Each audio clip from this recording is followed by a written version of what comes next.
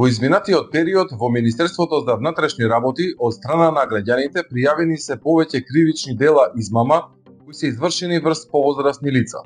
Сторителите ги доведуваат во заблуда лицата на тој начин што им се јавуваат телефонски и им се представуваат како службени лица, најчесто полициски службеници, и од нив бараат финансиски средства за ослободување од кривичен прогон на нивни деца или внуци кои наводно непосредно пред јавувањето направиле сообраќајна несреќа со смртни последици.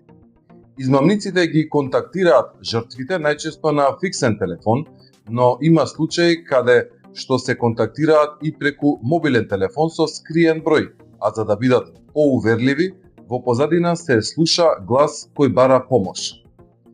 Министерството за внатрешни работи ги известува граѓаните дека се преземаат мерки и активности за расчистување на досега пријавените кривични дела и воедно апелираме до граѓаните да не наседнуваат на ваквиот вид на измами, а доколку бидат контактирани, веднаш да пријават во полиција.